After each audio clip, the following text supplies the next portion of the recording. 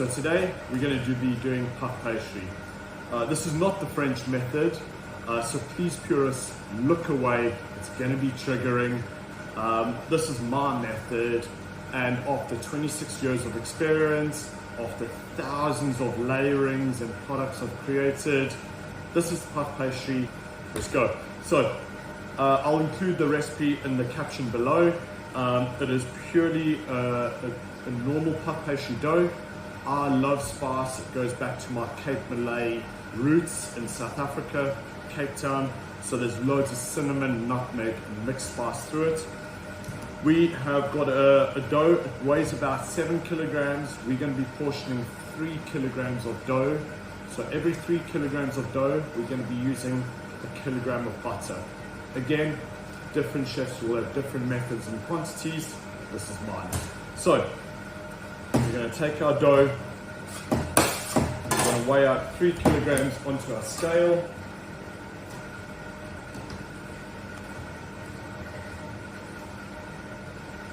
And don't worry if you're a couple of grams under or over, as long as it's more or less 3 kilograms. So 3 kilogram dough, we'll reserve this for later on.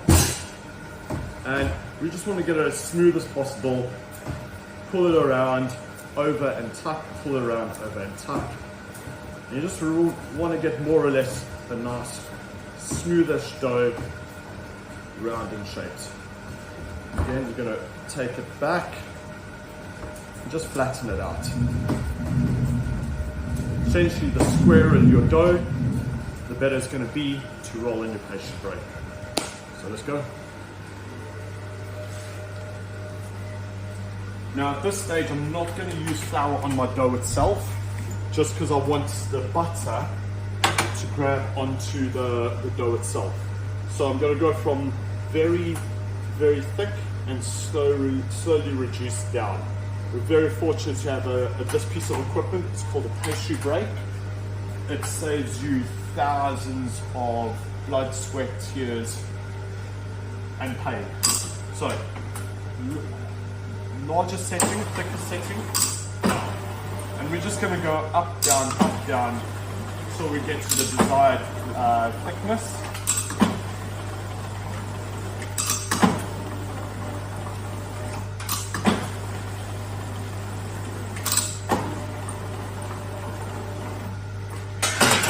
So I'm going to just widen the dough a little bit here.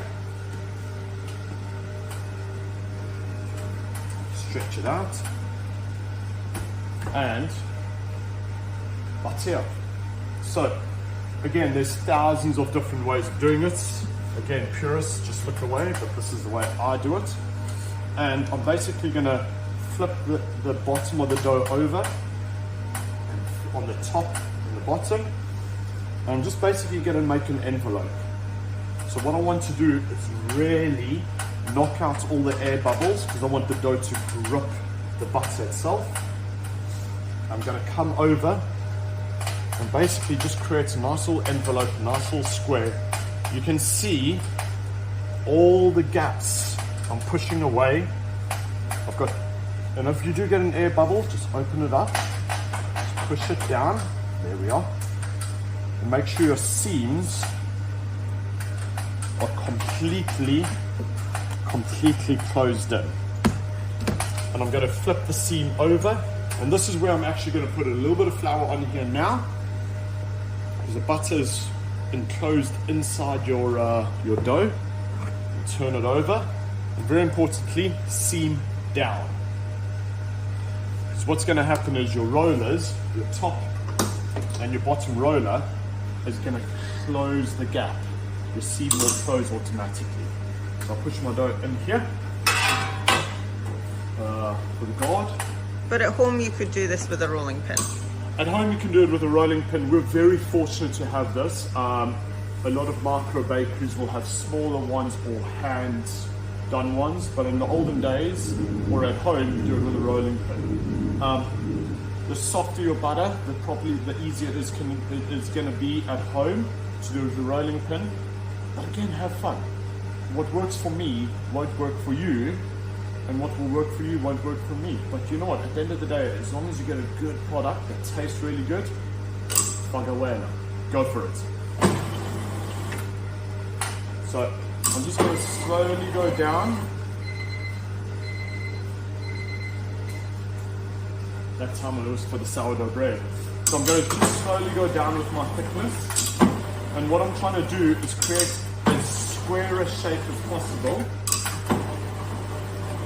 And reducing the thickness of the layer, of the thickness of the dough slowly. If you do it too quick, it's going to break up the dough. So you just really want to be really patient at this time.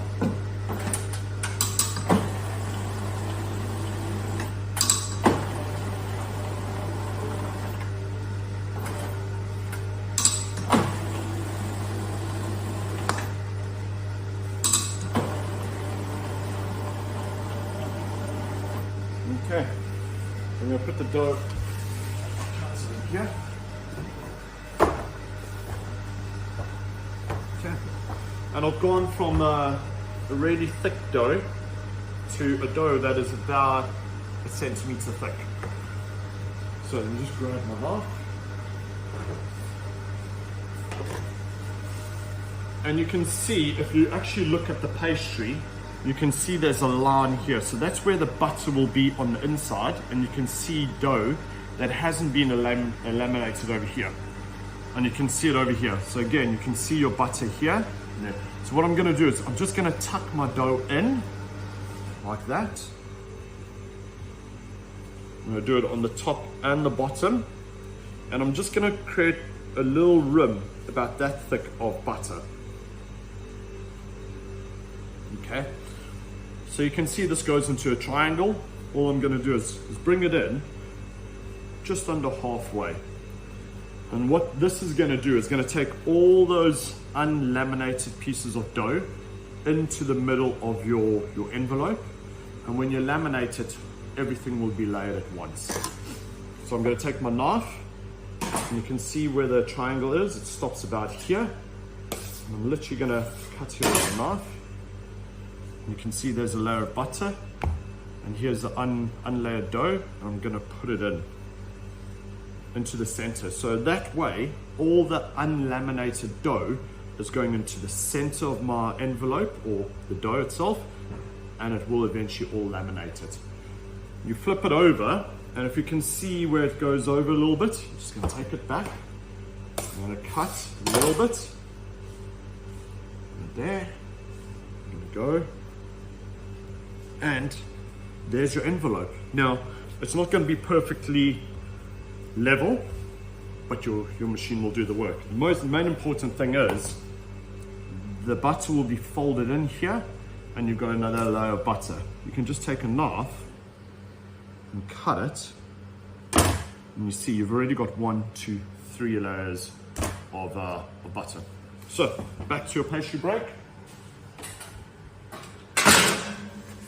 Just a little bit of flour.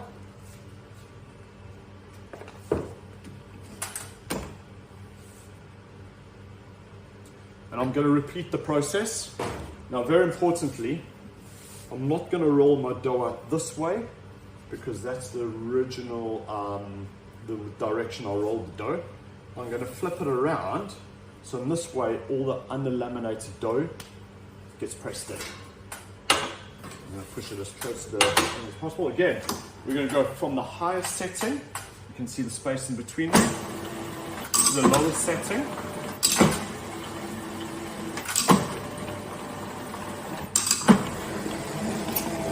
Now I'm doing this really quickly because I've got so much experience, but you can do it as slow or as fast as you would like.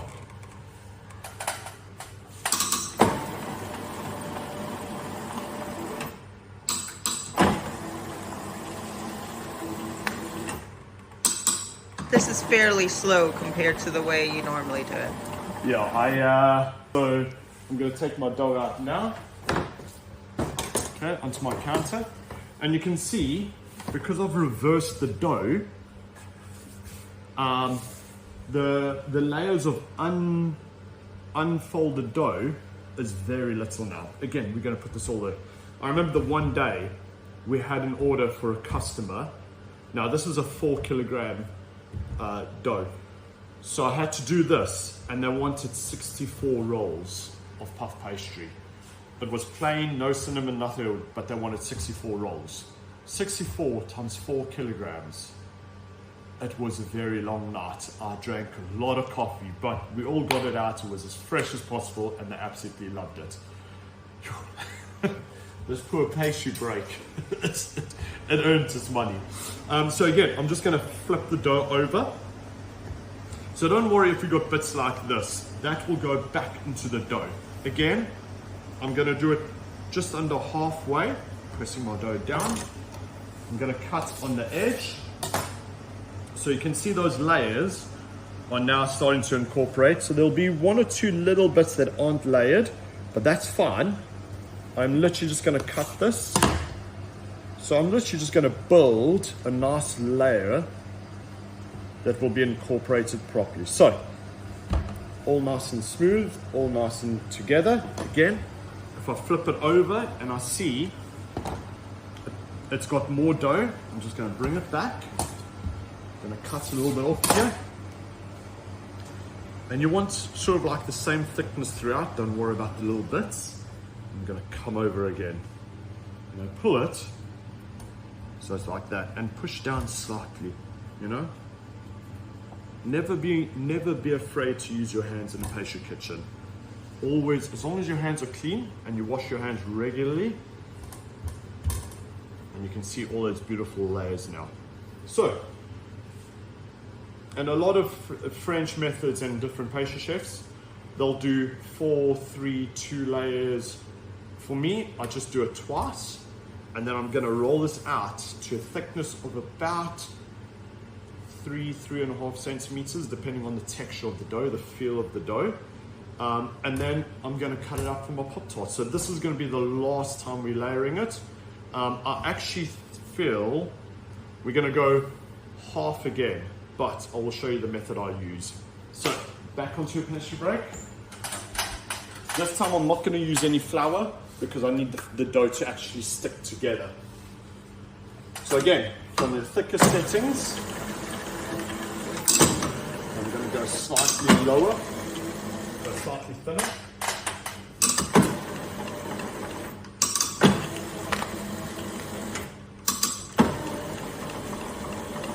So now I'm looking for just general width and texture.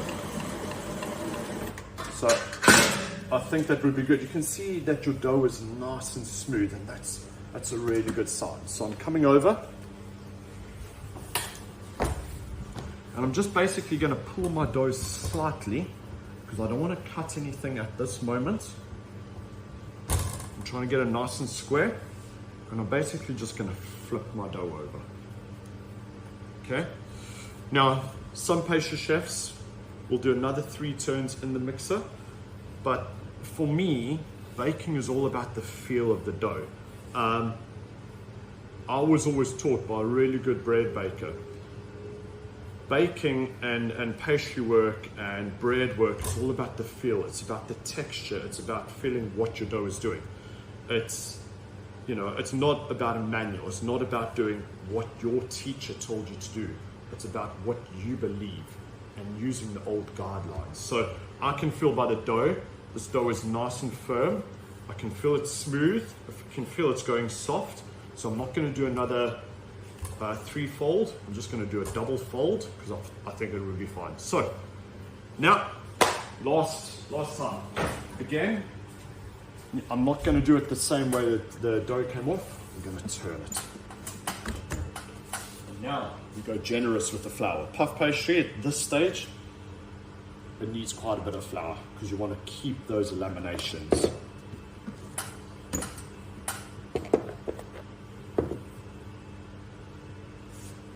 Okay, so again, we're going to go from thickest to thinnest.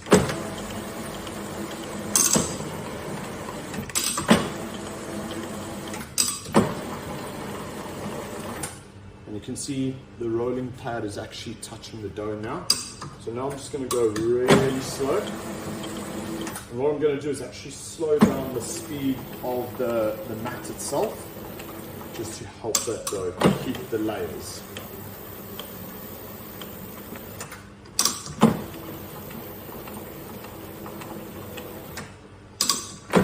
So why are you not resting and chilling in between?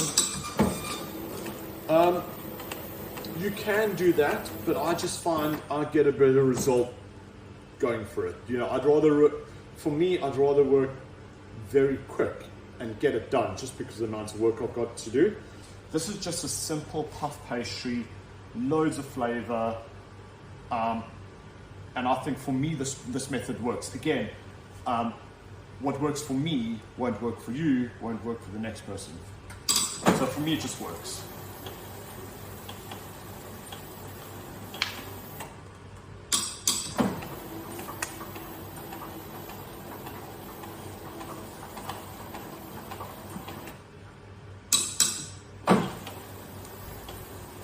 So we're almost at the thickness that I would like.